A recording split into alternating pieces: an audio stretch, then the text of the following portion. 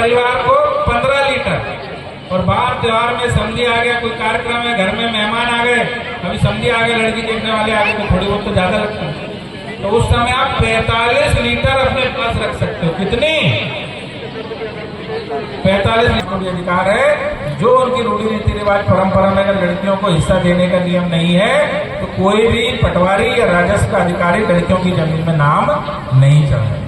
एक बात है, और हमारे जनजातीय समाज की बहनों से शादी कर लेते हैं और उनके नाम से 10-10, 20-20, 100 एकड़ जमीन खरीद ले रहे हैं, उसमें बड़े बड़े हो रहा है ऐसा। इसके लिए एक कानून है, बहनों को हिस्सा नहीं है तो सरकार ने भी कहा कि वैसा ही होगा, कोई उसमें बदलाव नहीं होगा। अब सुप्रीम कोर्ट का जो जजमेंट आया, वो जजमेंट में क्या हुआ था, ये बहन है, उसकी बेटी होगी, उसके भाई से उसने हिस्सा किया, लेकिन उसकी जो लड़की थी वो कोर्ट में चली गई। जी की धरती में, पुणे जी की धरती में भारत माता की जयकारा ना हो तो ऐसा लगा जैसे समिति ने भोजन कराया नहीं। अभी मेरे को बोल रहे थे मनोज अभी भोजन नहीं करेंगे, पहले ही सब बात। एक बार सारी हमारी मातृ शक्तियां, भारत माता की जय, फिर पितृ शक्ति बोले भारत माता की। अब केवल पितृ शक्तियां जो हमारे पुरुष है वो बोलेंगे, बोले भारत माता की। इधर आवाज जाता होगा। अब दोनों एक साथ बोलेंगे, जब तक बढ़िया आवाज नहीं आएगी तब तक बोलते रहेंगे, बोलिए भारत माता की। आज के इस कार्यक्रम में, इस मंच पे पधारे हुए हमारे जनजातीय समाज के सभी महानुभावों, यहाँ पंडाल पर बैठी हमारी मातृ शक्तियां, सबके नाम इस मंच से लेना चाहता हूं, लेकिन समय इसकी इजाजत नहीं देता। अभी जब मैं उधर बैठा था तो बोल रहे थे कि भैया जल्दी जल्दी खत्म करना, पानी ना गिरे। तो मैं सबके नाम लेना चाहता हूं, लेकिन आप नहीं ले सकता। आप सबके नाम मेरे हृदय में समाये हुए, सबके नाम मेरे हृदय में है, मैं नाम माइक में नहीं लेता। अभी मैं जब रास्ते में आ रहा था तो मेरे साथ दर्रो जी थे, तो मैंने बोला कि ये कांकेर और ये पूरा बस्तर तो हमारे राजा महाराजाओं का क्षेत्र होता था, हम लोग राजा होते थे, तो मैंने बोला उधर जाएंगे तो बहुत सारे अपने को बिल्कुल वेशभूषा, चांदी सोने के जेवर वाले सब मिलेंगे। जब मैं आके इधर देखा, इधर घूमा, तो कुछ लोगों ने तो पहना था, तो पूछा, मैंने बोले चांदी का, तो बोले नहीं साहब नकली है। तो मैंने बोला जब हम इतने राजा थे, महाराजा थे, हमारे यहाँ से दूसरे भी पैसे उधार लेते थे, तो ये गए कहाँ से? मतलब क्या बात है, नहीं साहब पहले हमारे ऐसा कैसा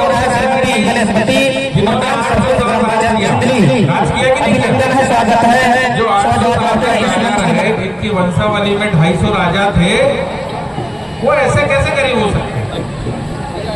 अभी हमने यहाँ पर देखा, हमारी संस्कृति इतनी समृद्ध है, हमारा नृत्य कौशल इतना समृद्ध है, इतनी सारी चीजें होने के बाद आज हम ऐसे कैसे हो गए? कुछ तो कारण रहा होगा कि जो कभी इस देश में, इस पूरे भूभाग में राज करता था, वो आज उसका राज खत्म हो गया, उसका वैभव खत्म हो गया, उसका मान सम्मान, उसकी शौकत खत्म हो गई। तो ऐसा क्या हुआ कि 800 साल राज करने वाला आज ऐसी स्थिति में आ गया? हमारी जो माताएं बहनें ये बैठी, कभी क्या होती थी, रानियां होती थी, पटरानियां होती थी, और एक एक रानी पटरानी के साथ कई कई नौकरानी होती थी। आज कोई नहीं है। आज हमारी बहन खुद ही काम कर रही है, आज खेतों में काम करना पड़ रहा है।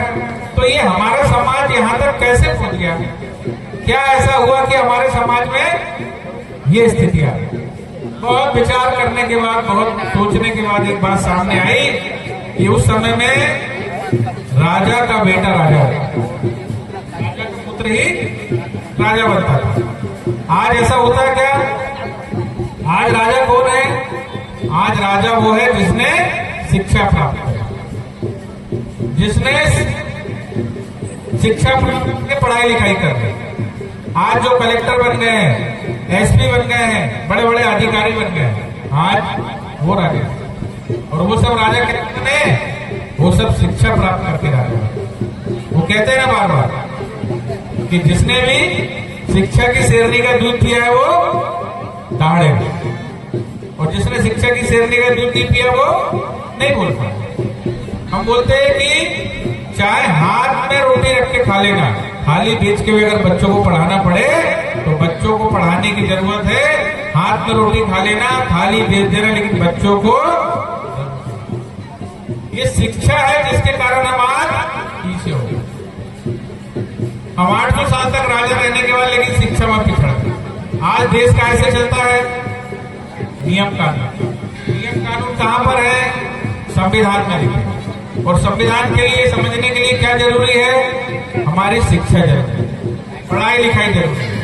आज की लड़ाई कागज और कलम की, आज की लड़ाई भाले और तलवार की नहीं है। बार बार बोलते हैं कि हमारा जनजाति समाज जंगल में चला जाए। शेर से भी जनजाति समाज नहीं डरता, मगर कागज से बोलता। कोई एसडीएम, कोई कलेक्टर, कोई तहसीलदार कोई कागज मंगा ले तो बोलता है यार कागज नहीं मारना, मेरा कागज से डरता है। और कागज से इसलिए डरता है कि उसकी शिक्षा नहीं हुई। कागज कलम की लड़ाई में वो हमारा जनजाति समाज पीछे रहे। तो आज ये कागज कलम की लड़ाई के लिए आप सबको ये बात जानना जरूरी कि आपके अधिकार क्या है। और ये सब अधिकारों को दिलाने के लिए जब देश आजाद हुआ और हमारे जो इस कन्हेरी गांव के जो कोटई जी थे, वो जब संविधान सभा में बैठे और संविधान सभा में ये बात आई कि हमने इतने सारे संवैधानिक प्रावधान कर दिए, इतने सारे नियम कानून बना दिए, इतनी सारी सुविधा जनजाति समाज को दे दी, लेकिन इसको देखेगा कौन? भाई कोई चीज दोगे तो उसके लिए एक चौकीदार रखना पड़ेगा, देखने के लिए रखना पड़ेगा। तो वही आर्टिकल 338 में ये व्यवस्था करी कि हमारे जनजाति समाज के लिए एक आयोग होगा, जो आयोग हमारे जनजाति समाज की देखरेख करेगा। उनका पूरे देश में कहीं पर भी कोई शोषण होता है, उनके अधिकारों को कोई छीनता है और उनके अधिकारों को देने से कोई मना करता है तो राष्ट्रीय जनजाति आयोग उसमें कार्रवाई करेगा। अब ऐसा आयोग बना तो दिया, ऐसे आयोग की कोई शक्तियां हैं क्या? कोई ताकत है क्या? तो ऐसे आयोग को न्यायालय की ताकत दी। जैसे न्यायालय वारंट दे देता है, समन दे के बुला लेता है, कलेक्टर आपका कोई काम नहीं करता, एसपी आपकी नहीं सुनता, फॉरेस्ट के अधिकारी नहीं सुनते, आप राष्ट्रीय जनजाति आयोग की 2 लाइन की चिट्ठी भेज दो, उनको वारंट दे के, उनको समन दे के। जैसे यहाँ तहसील में और कोर्ट में आप लोग खड़े रहते ना, 5 बजे पेशी में आना, ऐसे 5 बजे तक वहां पर खड़े। कहाँ पर? दिल्ली में। ये कोर्ट किसके लिए बना है? आप जनजाति समाज के लिए। जब मैं यहाँ आने लगा, मुझे इस कार्यक्रम का न्योता मिला, तो मैंने सोचा कि इस क्षेत्र से कुछ समस्या आई होगी। कुछ मैंने एप्लीकेशन चेक करे, कांकेर जिले से एक भी समस्या आयोग में नहीं। 43,000 समस्या हमारे पास, 43,000 आवेदन है पूरे देश से, मगर कांकेर से कोई आवेदन नहीं आया। तो मुझे लगा हो सकता है यहाँ की जनता बहुत दुखी हो। तो 2 कारण हो सकते हैं, या तो कोई समस्या ही नहीं है, या हमको समस्या के लिए शिकायत करना इस बारे में मालूम ही। बाद में जब मेरे को धर्रो जी और विकेश जी लोग मिले, बोले साहब समस्या तो बहुत है। तो बोलो समस्या बहुत है तो तुम लिखते क्यों नहीं, बताते क्यों नहीं? तो बोले साहब क्षेत्र के लोगों को यहाँ पे आयोग के बारे में जानकारी। तो सीधी सीधी बात है कि आयोग के बारे में बहुत सारी चीजें जो हमको नहीं पता। पूरे देश में राष्ट्रीय जनजाति आयोग इस देश के 12 करोड़ आदिवासी और जनजाति समाज की देखरेख के लिए बना है, उनके अधिकारों की सुरक्षा करने के लिए बना है। उनके लिए कोई पॉलिसी बनना है, कोई कानून बनना है, पेशा एक्ट बनना है, ये सारी चीजें इसकी देखरेख में होती है, राष्ट्रीय जनजाति आयोग की देखरेख में होती है। लेकिन राष्ट्रीय जनजाति आयोग आप तक नहीं पहुंच पाया, तो कहीं ना कहीं हमारी भी गलती है, और कहीं ना कहीं शिक्षा प्राप्त न होने के कारण, शिक्षा की जानकारी न होने के कारण आप लोग भी आयोग तक नहीं पहुंचे। तो अब मैं आगे बताना चाहता हूं कि बहुत से प्रावधान है, पेशा एक्ट की बात करते हैं, फॉरेस्ट राइट एक्ट की बात करते हैं। इसके अलावा बहुत सारे न्यायालय में हमारे मामले में निर्णय हो गए, लेकिन हमको न्यायालय के किसी भी निर्णय के बारे में जानकारी नहीं है। अभी लेटेस्ट में 3-4 ऐसे मामले हैं जिनको लेके भी न्यायालय सुनवाई कर रहा है, लेकिन हमको कोर्ट की जानकारी नहीं है। आज इस मंच के माध्यम से, इस संवाद के माध्यम से आपसे ये सब बातें और ये सब बात करना चाहते हैं, ये सारी बात आपसे बताना चाहते हैं, ताकि सरल से सरल तरीके से आपको चीजें समझ में आए। मैं ज्यादा नहीं, फॉरेस्ट राइट से अपनी बात शुरू करता हूँ। बहुत सरल है, बहुत सिंपल बताता हूँ। जब इस देश में आजादी की लड़ाई लड़ी जा रही थी तो इस देश में ये बात हुई थी कि जैसे ही हमारा देश आजादी का सूर्योदय देखेगा, जैसे ही हमारा देश आजाद होगा, वैसे ही इस देश में जो व्यक्ति जिस जमीन में काबिज है वो जमीन उसको दे दी जाएगी, वो खेती का अधिकार उसको दे दिया जाएगा। और हुआ भी है। देश आजाद होने के बाद जमींदारी उन्मूलन प्रथा लागू हुई और जो व्यक्ति जिस खेत में खेती करता था, किसान था, उसको उसका खेत वापस करते थे। हम कहाँ रहते थे? हम रहते थे वनों में, और हम वनों में रहते थे तो क्या हमको उसके बाद वनों का अधिकार मिला क्या? बताइए, वनों का अधिकार मिला क्या? नहीं मिला। जब खेत में काम करने वाले को खेत का अधिकार मिल गया तो वन में रहने वाले को किसका अधिकार मिल रहा था? वन का अधिकार। लेकिन वन का अधिकार नहीं मिला। ये वनों पे कानून किसने बनाया था? भाई ये जंगल किसके थे? पहले किसके थे जंगल? हमारे बाप दादा। आज मैं किसी से पूछता हूँ कि भाई जंगल किसके, तो बोलते फॉरेस्ट वालों। तो फॉरेस्ट वालों के बाप ने जंगल लगाया था, जंगल हमारे बाप ने लगाया था, हमारे दादाओं ने लगाया था। तो जंगल किसका है? हमारा। अब आप बोलोगे साहब आपने तो बता दिया जंगल हमारा है, हम जंगल में जाते तो फॉरेस्ट वाला पकड़ लेता है, फॉरेस्ट वाला रोक देता है। अभी ये 1865 में कानून क्यों बना? आप सबने, अभी बताता हूँ, इसकी कहानी भी सुनना जरूरी है। आप सबने यहाँ पे हमारे गुंडाधर ध्रुवे जी का नाम सुना? सबने गुंडाधर जी बस्तर का। और आपने एक गुंडा शब्द भी सुना होगा। गुंडा शब्द सुना है? पुलिस की फाइल में रहता गुंडा, ठीक है ना? पुलिस में एक फाइल बनती है हर थाने में, वो गुंडा फाइल रहती है। अभी जब मैं नया जज बना तो मैंने पुलिस वालों से पूछा यार ये गुंडा शब्द कहाँ से आया? गुंडा तो ना हिंदी का शब्द है, ना उर्दू का शब्द है, ना फारसी का शब्द है, ना अंग्रेजी का शब्द है। ये गुंडा क्यों बोलते? भाई बदमाश भी बोल सकते थे, अपराधी भी बोल सकते थे, गुंडा नाम कहाँ से आया? बहुत देखने के बाद, पुराने रिकॉर्ड चेक करने के बाद पता लगा कि सबसे ज्यादा अंग्रेज अधिकारी कहीं मारे गए हैं तो वो जंगलों में मारे गए और गुंडाधर गोंड ने मारे, सबसे ज्यादा अंग्रेज अधिकारी। और उनका नाम क्या था? गुंडाधर ध्रुवे। अभी ध्रुवे कितने? इधर हाथ उठाओ। ध्रुवा गोद के कितने? ध्रुवा ऐसा हाथ उठाओ। ध्रुवा कितने है? इधर ये ध्रुवा बैठे और एक ही बैठे, इधर सामने भी बैठे। कितने ध्रुवा इसमें? ऐसा हाथ उठाओ। ध्रुवा लोग वो बैठे। तो अभी ये दो ही ध्रुवा है यहाँ पे। और गुंडाधर ध्रुवे ने हजारों अंग्रेजों को मारा। और ये मैं नहीं कहता, ये जब ब्रिटेन की संसद में 1857 के बाद जब बैठे और उन्होंने बोला कि सबसे ज्यादा अंग्रेज अधिकारी कहाँ मारे गए हैं, सबसे ज्यादा अंग्रेज पुलिस वाले कहाँ मारे गए, तो उन्होंने सबसे ज्यादा अंग्रेज और अधिकारी और पुलिस वाले जंगलों में मारे गए हैं। और गुंडाधर गोंड ने भी सबसे ज्यादा मारा है, इसलिए उन्होंने बोले कि गुंडा फाइल बनाओ। पूरे देश में एक गुंडा फाइल बनने लगी। आज भी वो चल रही है। आज 200-250 साल हो गए, अंग्रेज चले भी गए, मगर गुंडा फाइल आज भी चल रही है। वो गुंडाधर के नाम से आज गुंडा फाइल चलती है। लेकिन हमारे लोगों को ये जानकारी नहीं है, क्योंकि कहीं इतिहास में ये बातें छुपा दी गई। जब शेर का इतिहास शिकारी लिखेगा तो शेर के बारे में कुछ लिखेगा क्या? नहीं लिखेगा। वो तो शेर को लिखेगा, वो तो पालतू था मेरे आसपास घूमता। जब शेर का इतिहास खुद शेर लिखेगा तब वो बातें लिखेगा कि शेर क्या था, जंगल में शेर का दबदबा। वो कहते हैं ना, ट्री, टाइगर और ट्राइबल, इनके बगैर जंगल पूरा नहीं हो सकता। अगर शेर को बचाना है तो जनजाति को बचाना, और जनजाति को बचाना है तो पेड़ को बचाना। ये तीनों एक दूसरे से जुड़े हुए हैं। और ये मैं नहीं कहता, ये जो हमारा फॉरेस्ट डिपार्टमेंट सेंट्रल का, उनकी रिपोर्ट कहती है कि जहां जहां जनजाति जंगल में बसे थे वहां वहां टाइगर भी बचा है और जंगल भी बचा और लकड़ियां भी बची। एक बात देखते हो आप लोग, जंगलों में ये 1865 में कानून बना दिया अंग्रेजों ने कि भैया ये 1865 का कानून बन गया, आज से ये जंगल जमीन जंगल हमारा है और जनजाति को जंगल से बाहर कर दिया। अब फॉरेस्ट प्लांटेशन कराता है, जंगल में क्या लगाता? फॉरेस्ट डिपार्टमेंट प्लांटेशन कराता ना। कौन से पेड़ लगाता? सागौन, हर जगह सागौन लगाता, सागौन लगाता। अब सागौन के ना कोई पत्ते कोई काम आते क्या? फूल कोई काम आते क्या? उसमें कोई फल होते क्या? नहीं होते। और हमारे जनजातीय समाज के किसी काम के हैं क्या वो सागौन के पेड़? नहीं। तो जो जंगलों में बंदर और जंगली सुअर होते थे वो आके हमारे खेतों में, मेरा जो है हमारे खेतों को आके और ये जंगलों में क्या ताकि जंगल से जनजाति को भी निकाला जा सके और उनके जानवरों को भी निकाला। अगर हम जनजाति समाज के लोग अगर जंगल में लगाएंगे तो क्या लगाएंगे? महुआ लगाएंगे, आंवला लगाएंगे, तेंदू लगाएंगे, ताकि हमारी आजीविका चल सके। अभी सरकार ने धरती आबा ग्राम उत्कर्ष योजना में बोला है ये सारा जंगल आपका होगा, ये सारे जंगल का मैनेजमेंट भी आपका होगा और इसके लिए अलग से 10-10 लाख रुपए सरकार आपको हर गांव के व्यक्ति को देगी। अब बात फिर आती है कि भाई 1865 का कानून तो अभी तक बना नहीं, तो हमको जंगल का अधिकार कहाँ मिला?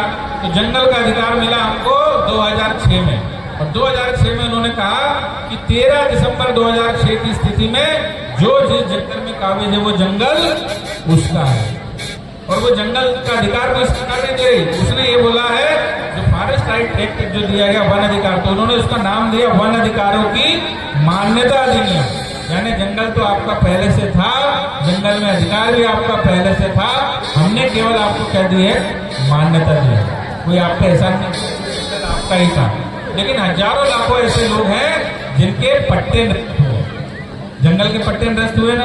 कितने लोगों के जंगल के पट्टे निरस्त हुए? हाथ उठाओ इधर, हाथ उठाओ, हाथ उठाओ। जिन्होंने जंगल में कब्जा किया था और जंगल के पट्टे निरस्त कर दिए लोगों ने, कुछ आया इधर? इधर भी होंगे आपके गाँव में, यहाँ जो लोग बैठे गाँव में कितने जंगल के पट्टे निरस्त हुए? ऐसा हाथ हुए कि नहीं हुए? हुए, ये भी देख लेंगे। जिनके जंगलों के पट्टे निरस्त हुए हैं तो कई लोग बोलते हैं कि साहब उसमें कागज मांगते, उस एक्ट में कहीं भी कागज का कोई जिक्र नहीं है, क्योंकि सरकार को भी मालूम है कि जनजाति समाज शेर से डरता लेकिन कागज से डरता, इसलिए उन्होंने कहीं भी कागज नहीं किया।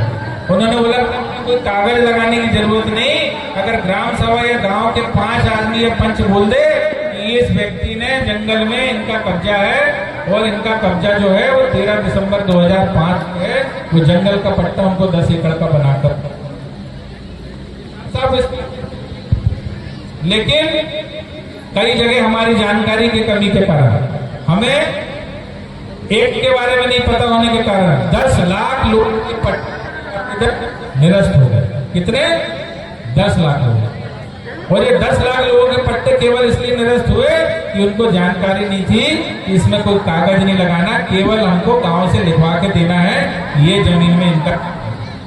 अब आज आयोग की तरफ से हम यहाँ पर आए हैं, अगली बार एक दौरा और बनाएंगे। जिन लोगों के वनों के पट्टे निरस्त हो गए हैं वो चाहे कोई भी कारण हो, दोबारा उन पट्टों की कार्रवाई खुलवाई जाएगी और दोबारा उनका रिव्यू कराया जाएगा और जो पात्र व्यक्ति उनको पुनः पट्टे दिए जाएंगे। राष्ट्रीय जनजाति आयोग की तरफ से ऐसे निरस्त पट्टों में से 40,000 पट्टे 6 महीने के अंदर बना के दिए गए। ये मध्य प्रदेश के आसपास में, महाराष्ट्र के आसपास में जहां जहां हम दौरे पे गए हैं, जहां जहां लोगों से हमारे अध्यक्ष जी वगैरह मिले हैं और उन्होंने आवेदन दिया है, तो उनके आवेदन की पुनः जांच हुई है और पुनः जांच होने के बाद उनके से बनते मिले। क्योंकि जंगल में किसका है? फॉरेस्ट का क्या आपका है? जंगल आपका है, आपके बाप का है, इसलिए सरकार ने वो अधिकार आपको दिया है और कोई भी कागज उसको निरस्त नहीं कर सकता कि भैया फाइन का कागज लाओ, कि ये कागज लाओ, कि वो कागज लाओ। ठीक है ना? अगर कोई बोलता है कागज लाओ तो कहना कि तुम पहले जंगल का कागज लेकर आओ, तुम्हारे पास जंगल का कौन सा कागज? तो ये आपको इसलिए सरकार ने ये छूट दी है, इसलिए इस एक्ट में व्यवस्था की है कि जनजाति समाज कागज नहीं ले पाता, इसलिए उन्होंने बोले कि जनजाति समाज से कागज नहीं मांगा जाएगा, उसको उसका पट्टा बनाकर दिया। फिर दूसरी बात आती है पैसा एक्ट के बारे में। बहुत कंफ्यूजन है, पैसा पैसा पैसा क्या है भाई? पैसा दे रहे हैं, क्या कर रहे हैं? तो कुछ नहीं है, बहुत सरल है। पैसा को समझने के लिए अधिकारी असफल रहे हैं, अधिकारी पैसा को नहीं समझ पा रहे हैं, हम पैसा को समझ रहे हैं। हमारे खून में पैसा कैसे? क्योंकि जनजाति समाज अपनी रूढ़ी रीति व्यवस्था के हिसाब से चलता है। अभी आपने यहाँ पर मॉडल देखा, ये जो जनजाति समाज की रूढ़ी रीति परंपरा और जो उसको मान्यता है, ये सारी मान्यता सरकार ने बोली कि इसमें कोई भी बाहरी हस्तक्षेप नहीं होगा, जो आप निर्णय करोगे, जैसी आप व्यवस्था करोगे वो सब आपको दे दिया। अब एक बात आती है अभी रास्ते यहाँ पे हम जब गए पूजा करने हिमाल की देव की, तो थोड़ी थोड़ी हमने उसमें क्या चढ़ाई, मदिरा भी चढ़ाई, दारू भी चढ़ाई। अभी मेरे से रास्ते में विकेट जी पूछने लगे कि साहब हम गाँव में फारे लिए आ जाते हैं आबकारी वाले, हमको दारू पकड़ लेते हैं 5 लीटर। तो मैंने बोला आपको नियम बताया कि नहीं आपने लोगों को? तो बोले नहीं हमको तो पता है लेकिन बाकी लोगों को नहीं पता। तो बताओ भाई कितनी दारू रखने की छूट है जनजाति समाज को? कितनी? 5 लीटर। 5 लीटर वाले कितने हाथ उठाओ इधर। 5 लीटर वाले कितने? बस 5 लीटर। देखो अभी आबकारी एक्ट में आपको अभी ये विकेट जी को आप लोगों को दे दूंगा। आबकारी एक्ट में लिखा है कि एक आदमी को 4.5 लीटर, एक परिवार को 15 लीटर। और बार त्योहार में समझी आ गया, कोई कार्यक्रम है, घर में मेहमान आ गए, अभी समझी आ गए, लड़की देखने वाले आ गए, तो थोड़ी बहुत तो ज्यादा लगता है। तो उस समय आप 45 लीटर अपने पास रख सकते हो। कितनी? 45 लीटर। अब इसका ये मतलब नहीं कि यहाँ से जाके 45 लीटर रख ही लेना, मैंने वो बताया तो उन्होंने, तो 45 लीटर रखना। 45 लीटर रख सकते हो, लेकिन आपको पुलिस के लोग इसलिए परेशान करते हैं, आबकारी के लोग इसलिए परेशान करते हैं कि उनको पता है ये हमारा जनजातीय समाज है, इसको कानून के बारे में जानकारी है। इसको नहीं पता कि 5 लीटर रख सकते हैं कि 15 लीटर रख सकते हैं कि 45 लीटर। मेरा ख्याल है आप लोग कानून में लिखा है। और अगर आपके गांव में वो आता है तो वो एक्ट दिखा देना, कहना भाई 45 लीटर में रख सकते हैं। 45 लीटर रखने की छूट है, बेचने की नहीं है। और जनजाति समाज कभी दारू नहीं बेचता। दारू कौन बेचता? दारू हलाल बेचता। हलाल कौन? दारू बेचता है अपने क्षेत्र में, देशवाल भी बोलते हैं वो कला, हम थोड़े बेचते। तो जब हम नहीं बेचते तो हमारे पर तो धारा लगती क्या? नहीं लगती। अभी जैसे मान लो विकेश जी यहाँ से बाइक से चले जाए और उधर जाके कोई पुलिस वाला खड़ा है तो बोलेगा हेलमेट कहाँ है, तो कितना फाइन करेगा? 500 रुपये, 1000 रुपये। और श्रद्धा अनुसार 100-200 रुपये दे दिया तो वैसे ही छोड़ो। अब कोई सरदार जी गए यहाँ से जो पगड़ी बांधे रहते हैं, तो सरदार जी को पकड़ेगा तो उनको बोलेगा क्या? क्यों भाई? सरदार जी के लिए कानून अलग है क्या?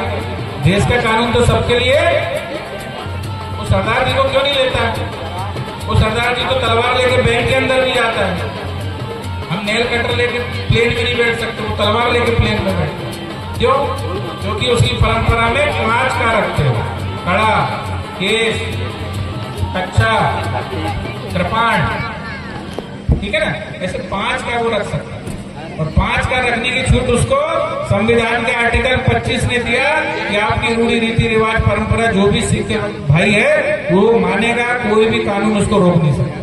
वैसे ही हमारे जनजातीय समाज की रूढ़ी रीति परंपरा को सुरक्षित रखने के लिए 5वीं अनुसूची बनी है, वही पेशा है कि आपकी जैसी भी परंपरा होगी, जैसा भी आपका रूढ़ी रीति विश्वास होगा, उसको सरकार कोई डिस्टर्ब नहीं करेगी। जैसे आर्टिकल 25 में अधिकार है, वैसे ही हमारे जनजातीय समाज को, गोंड समाज को, इस कांकेर जिले में रहने वाले, बस्तर में रहने वाले हर एक समाज के अधिकार है आर्टिकल 25 में। अभी उनके देवल में अगर दारू लगती है तो उनको दारू बनाने से, रखने से कोई सरकार रोक नहीं सकती। तो हमारी मर्जी कि हम अपने गाँव में थोड़ी बहुत कम कर लें, लेकिन सरकार ने हमको ये क्या दे के रखी? छूट दे के रखी। क्यों? क्योंकि हमारी परंपरा में, हमारे रूढ़ी रीति रिवाज में जैसे सिख को दिया है वैसे जनजाति समाज को भी अधिकार दिया। अभी दारू रखने के अधिकार के साथ साथ और भी बहुत सारे अधिकार हैं। बहुत सारे अधिकारों की बात करें तो अभी बीच में यहाँ पर एक बात चल रही थी कि सुप्रीम कोर्ट से जजमेंट आ गया है लड़की को प्राप्ति में परिवार का अधिकार होगा। ऐसा आया क्या? कोई ऐसा जजमेंट आया क्या? ऐसा जजमेंट के बारे में हमने एक वीडियो भी बनाया। ऐसा जजमेंट तुम्हारे छत्तीसगढ़ का है और भारत सरकार के और सुप्रीम कोर्ट के किसी भी जजमेंट में ये नहीं लिखा है कि जनजाति समाज की रूढ़ी रीति रिवाज को बदला जाए। ये इतनी सारी बहनें में थी, कितनी बहनें अपने भाई से हिस्सा लेना चाहती? हाथ उठाओ। कोई चाहता कि अपने भाई से जमीन लेना? इधर बैठे हैं, कोई नहीं चाहता। लेना चाहते भाई से? ये हमारी श्रीमती जी में हाथ नहीं उठा रही। कोई भी अपने भाई से हिस्सा लेना नहीं चाहता, वो चाहता है कि भाई उसको खुश करे। जनजाति समाज में कभी भी भाई से हिस्सा लेते हैं? मामा और बुआ के लड़के लड़कियों में शादी होती है ना जनजाति समाज में, क्यों होती? इसीलिए होती। तो हमारे रूढ़ी रीति रिवाज परंपरा में अगर बहनों को हिस्सा नहीं है तो सरकार ने भी कहा कि वैसा ही होगा, कोई उसमें बदलाव नहीं होगा। अब सुप्रीम कोर्ट का जो जजमेंट आया, वो जजमेंट में क्या हुआ था, ये बहन है, उसकी बेटी होगी, उसके भाई से उसने हिस्सा किया, लेकिन उसकी जो लड़की थी वो कोर्ट में चली गई। लड़की चली गई और कोर्ट में चली गई, तो जो भाई है, भाई पक्ष के वकील से गलती हुई और सुप्रीम कोर्ट में ये भी नहीं बोल पाया, नीचे की कोर्ट में ये भी नहीं बोल पाया कि हम गोंड जनजाति समाज के हैं, हम आदिवासी और हमारे में लड़कियों को जमीन नहीं दी जाती। इसलिए सुप्रीम कोर्ट ने बोला कि भाई इसने तो बताया नहीं कि आदिवासी, उसने तो बोले नहीं कि हमारी ये परंपरा, इसने तो कोई गवाही नहीं कराई। टेक्निकल मामले में उसने उस जजमेंट को दिया है, लेकिन वो जजमेंट सब पे लागू नहीं होगा। और सरकार ने भी ऐसा कोई नियम नहीं बनाया। जैसे सिख के भाई को अधिकार है आर्टिकल 25 में, ऐसे हमारे जनजातीय समाज को भी अधिकार है। जो उनकी रूढ़ी रीति रिवाज परंपरा में अगर लड़कियों को हिस्सा देने का नियम नहीं है तो कोई भी पटवारी या राजस्व का अधिकारी लड़कियों की जमीन में नाम नहीं चढ़ाए। एक बात बार बार आती है कि कई गैर जनजातीय समाज के लोग जो है आदिवासी लड़कियों से केवल जमीन के लिए शादी करें, उसके नाम से जमीन खरीद रहे, ठीक है ना, 100 एकड़ जमीन खरीद ली, 50 एकड़ जमीन, तो ऐसे लोगों पर कार्रवाई होती है क्या? कौन सा कानून इसके लिए है? बहुत लोग मेरे को बताया कि साहब बाहर के लोग आते हैं और हमारे जनजातीय समाज की बहनों से शादी कर लेते हैं और उनके नाम से 10-10, 20-20, 100 एकड़ जमीन खरीद ले रहे हैं, उसमें बड़े बड़े हो रहा है ऐसा। इसके लिए एक कानून है, इसके लिए आप चाहो तो वहां शिकायत करो या राष्ट्रीय जनजातीय आयोग में कंप्लेन भेज सकते हो, मामला किसी का भी हो। इसके लिए बेनामी संपत्ति अधिनियम एक्ट है। अभी मध्य प्रदेश में जो लड़कियों के नाम से गलत जमीनें खरीदी, जैसे 900 करोड़ की प्राप्ति सरकार ने जब्त करके वापस जनजातीय समाज को दे दी है। ऐसी संपत्ति कभी भी ट्रांसफर नहीं हो सकती। उसके लिए आपको कुछ नहीं, आपको कहीं शिकायत नहीं करना, आप अभी हमारे मध्य प्रदेश के मैं नाम नहीं लेना चाहता, उन्होंने 1200 एकड़ जमीन खरीद ली आदिवासी ने, 1200 एकड़ जमीन, और जिनके नाम से खरीदी उनका नाम गरीबी रेखा। उनकी जांच भी राष्ट्रीय जनजातीय आयोग का है और उनकी भी वो सारी संपत्ति जब्त होगी, क्योंकि जनजाति की संपत्ति अगर कोई खरीदता है तो उसमें पैसा भी किसका लगना चाहिए? अगर स्रोत कहीं बाहर का है, पैसे कहीं अलग व्यक्ति के लगे हैं, तो ऐसी रजिस्ट्री निरस्त हो जाएगी। जरूरत है आपको इसकी कंप्लेन करने की। अब आपको एक छोटी सी सुप्रीम कोर्ट का एक कानून और बताता हूं। अभी हम अंडमान निकोबार गए, अंडमान निकोबार में 30,000 जनजातीय समाज है, 6 प्रकार के जनजातीय समाज है। 2 तो जो है एकदम जंगल में रहते, वहां जब हम उनके घर में गए, वहां मिले, तो एक सुप्रीम कोर्ट की गाइडलाइन की लाइट में एक हाई कोर्ट का निर्णय आया है कि एक नाजमीन नाम की एक महिला थी, नाजमीन उसका नाम था, लेकिन वो क्या थी? निकोबारी आदिवासी, निकोबार की ट्राइब थी, और उसने एक गैर जनजातीय राय से शादी की। उसकी एक लड़की थी, वो लड़की बड़ी हुई, उस लड़की का नाम था मुस्कान, और 12वीं पास करने के बाद उसने नीट की परीक्षा दी, और नीट की परीक्षा देने के बाद वो गई तहसीलदार SDM के यहाँ जाति प्रमाण पत्र बनवाने, और उसने कहा कि हमारा जाति प्रमाण पत्र बना दो। तहसीलदार ने बोला कि आपके पिताजी क्या है? राय वहां।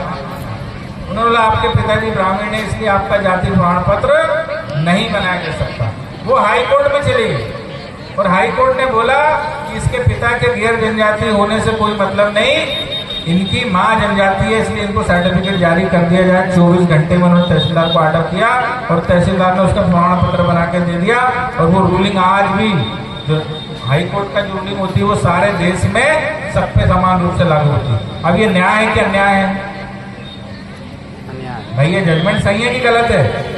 इधर बताओ, सही है कि गलत है? गलत है। ऐसा बोलो, गलत है तो गलत है। अभी गलत है तो उसको कहां चुनौती देना था?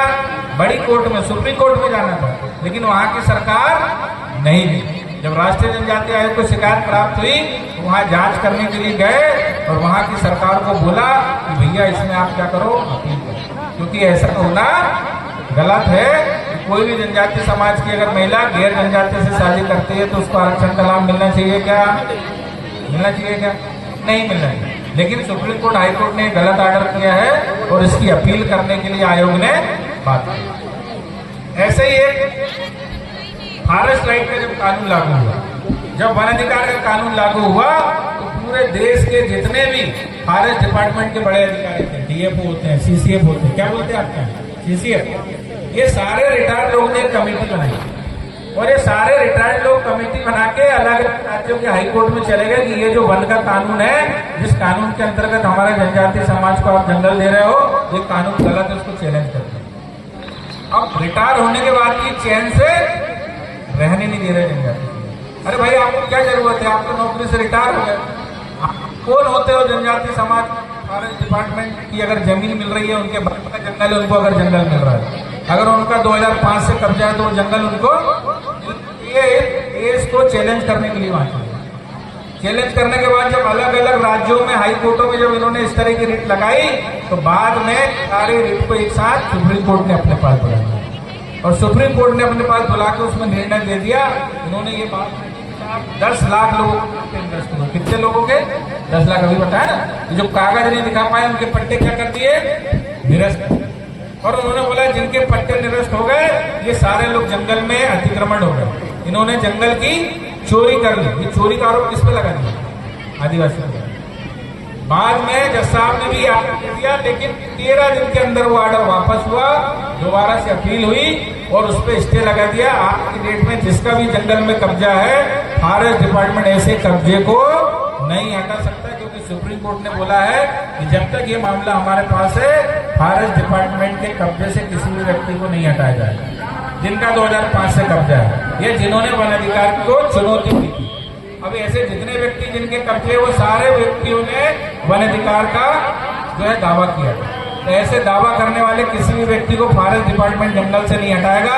अगर हटाता है तो आप राष्ट्रीय जनजातीय आयोग में शिकायत कर सकते हैं, नहीं करना है तो यहाँ पर भी हमारे कार्यकर्ता उनको भी दे सकते हैं, उनके माध्यम से हमको जानकारी मिल जाएगी, उन पर कार्रवाई होगी। तो ऐसे बहुत सारे कानून है, बहुत सारी छोटी छोटी चीज है जिनके बारे में हमको जानकारी नहीं है। एक छोटी सी चीज है कि भाई हमारे देवा धामी में अगर दारू लगती तो हमको उसकी छूट है, लेकिन हमको उसमें भी कंफ्यूजन है क्योंकि हमने कानून को ठीक से नहीं पढ़ा। और कानून को ठीक से इसलिए नहीं पढ़ा कि भैया हम तो राजा थे, 800 साल राजा रहे, तो उन्होंने बोला यार ठीक है, जो चल रहा है चलने दो, जो हो रहा है होने दो। ऐसा होना चाहिए क्या? नहीं होना। अभी जब हम इधर से आ रहे थे तो हमने देखे कि रास्ते में कहीं कोई बड़ा स्कूल कॉलेज भी नहीं दिखा, कोई अस्पताल भी नहीं दिखा। अभी ये अपना गांव है, यहाँ पर अस्पताल है क्या निखिल जी? हॉस्पिटल है क्या अपने गाँव? हॉस्पिटल नहीं, छोटा नहीं, बड़ा हॉस्पिटल है। यहाँ से कितनी दूर है? 2-3 किलोमीटर। कॉलेज कितनी दूर है? अब 17-18 किलोमीटर कॉलेज है, तो हमारे जो यहाँ की बेटियां हैं, जो लड़कियां, वो कैसे वहां पढ़ेंगे? और फिर जब 10वीं 12वीं कर लेंगे, उसके बाद बोलेंगे कि भैया अभी देखो इतनी दूर जाने आने का खर्चा नहीं है, तो चलो पढ़ाई छोड़ दो। जैसे जैसे आश्रमशाला में जाते हैं तो आश्रमशाला में भी सीट कितनी है? 50, 60, 100, हजारों लड़के हर साल केवल कॉलेज ना होने के कारण नहीं। तो कानून ये कहता है कि सबके लिए समान शिक्षा का अधिकार दिया जाए, मगर ये शिक्षा का अधिकार हमको मिला क्या? नहीं मिला। और हमने इसकी कभी शिकायत भी नहीं की। जब माँ अगर बच्चा ना रो तब तक माँ भी क्या करती?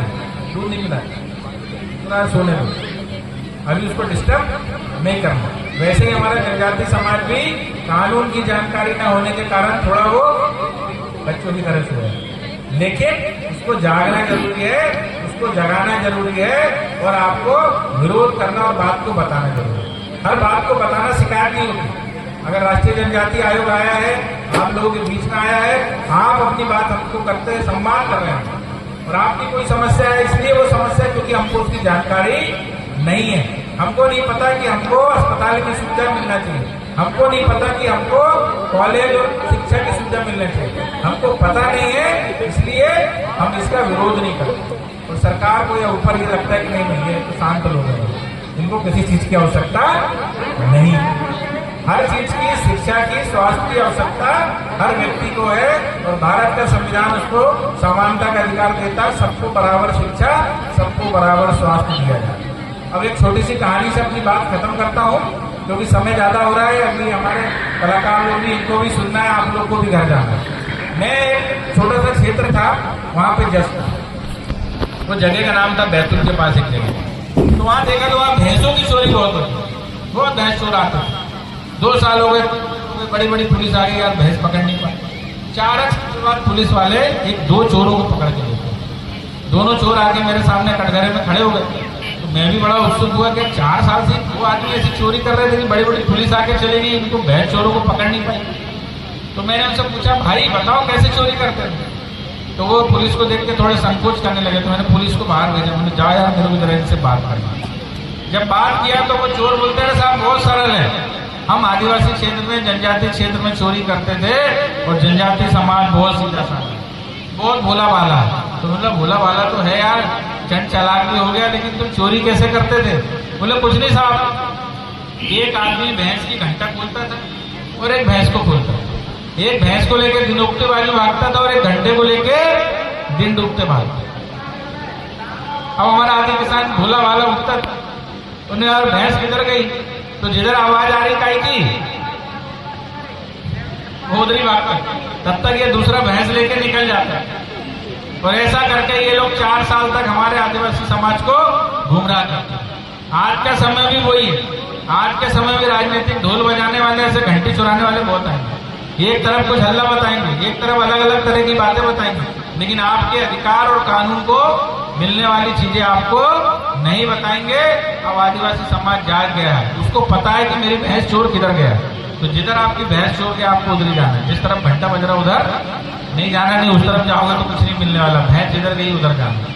तो हमारे समाज को जो समानता का अधिकार है, जो शिक्षा का अधिकार है, जो जल जंगल जमीन का अधिकार है, इसके लिए हमको जागृत रहना पड़ेगा, थोड़ा सा तेज होना पड़ेगा, नियम कानून की जानकारी लेनी पड़ेगी और चाहे हाथ में रख के रोटी खानी पड़े, बच्चों को शिक्षा देनी पड़ेगी, पढ़ानी पड़ेगी। यही सब आपसे निवेदन है। राष्ट्रीय जनजातीय आयोग हमेशा आपके साथ है। राष्ट्रीय जनजातीय आयोग किसी पॉलिटिकल पार्टी से कोई लेना देना नहीं है, वो स्वतंत्र होता है। जैसे कि हमारा चुनाव आयोग होता है, ऐसा राष्ट्रीय जनजातीय आयोग स्वतंत्र होता है, किसी पार्टी से कोई आपत्ति नहीं रखता। कोई भी व्यक्ति शिकायत कर सकता है, कोई भी व्यक्ति जनजातीय आयोग से संवाद कर सकता है। हम आपकी हर समस्या को हल करने का पूरा प्रयास करेंगे। आज इस धरती पर मुझे आने का सौभाग्य प्राप्त हुआ, ऐसे संविधान पुरुष जिन्होंने संविधान सभा के सदस्य और संविधान लिखने में सहायता की। आज मैं अपने आप को गौरवान्वित महसूस करता हूँ कि इस धरती को नमन करने का मुझे अवसर मिला, आप सभी से बात करने का अवसर मिला। ऐसी सभी बातों को भूलते हुए मैं आप सभी को प्रणाम करता हूँ। बोले भारत माता की, भारत माता की। बड़ा पेंता